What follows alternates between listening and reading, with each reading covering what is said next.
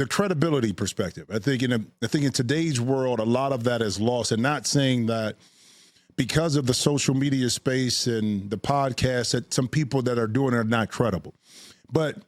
And people can talk about Stephen A. Smith all they want, and he has his own dynamic to what he does, but he's a journalist by nature.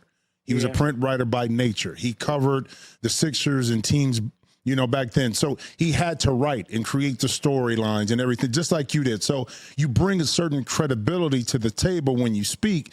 So as you have progressed through this, and you continue to watch the evolvement of media, in particular sports media, everybody's dipping their toe into it now. Okay. How do you, from an integrity perspective, and you come differently, keep that journalistic integrity in place when you're not a journalist and you're reporting on these stories?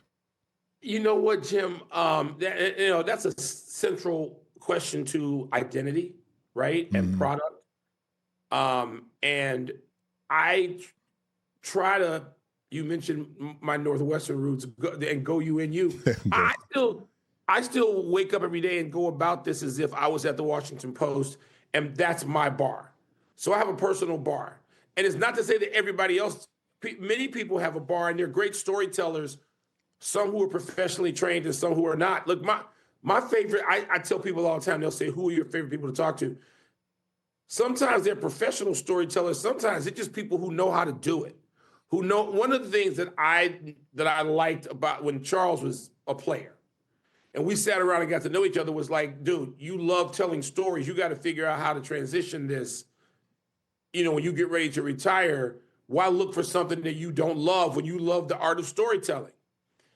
And so I try to answer your specific question, and it requires a specific answer. It does.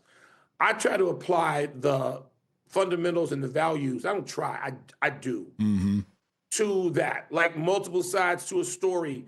Sometimes you'll see me, like when you see me at games after all these years, I still love it. But I need to be in the locker room listening to people. I need to hear their stories, need to see me. Like, I don't want to get into dust-ups with people, and I rarely, if ever, have, because people see you and they can say, hey, wait a minute. That's not what I was thinking. Here's what I was thinking. Hold on, what about this side? Right, very important. Jim, I have to have that. I need that. So, like, this week when I was at both series, Clippers, Denver. I was at 3 series. I was at Golden State, Houston. And one I just sat around for an hour. I was lucky with Jimmy, with Draymond and Steph, guys obviously who've been in this for a long time, and I've known them all their careers. And sometimes it's just a matter of getting perspective and letting them see you. Or Draymond say, hey, look who the wind blew in. I got to talk to you. And that is, like, some people like offended. Not only am I not offended, that's the fabric of, that's how you have meaningful conversation. That it's engaged, the two sides should be engaged. So I still want to apply the standards from all of that. If I can't get a call from Gary Williams after all these years, I've known Coach Williams, I playfully call him now. He'll tell me to shut up. He's not coach to me, but he is. If I can't get a call from Gary or see Gary Williams on the golf course and him say, have you lost your mind? Or have you and Tony gone crazy today? Right. Or I really liked what you guys did. I need to see more of that. Then you're not engaged. You're not evolving.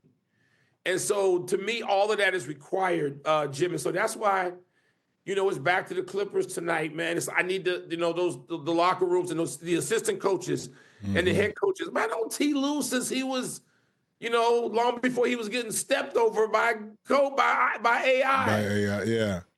I've known T. Lue.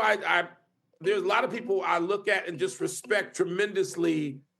Let's see, what am I? I'm sorry about my, but this loud. Sorry, that's what you do, man. That's Mike Wilbon, man. That is nothing. I've known these guys this long, and they luckily I have people that help me in that evolutionary process. Because if you try to do it alone, it doesn't work. You have to have great producers, and producers and editors, and we do. But you also have to have people that what's the phrase now? Hold you accountable. Hold you accountable. Check out new episodes of The Jim Jackson Show every Thursday. Watch on the Rich Eisen Show YouTube page. Follow the show on Instagram @Jim Jackson Show, or listen wherever you get your podcasts.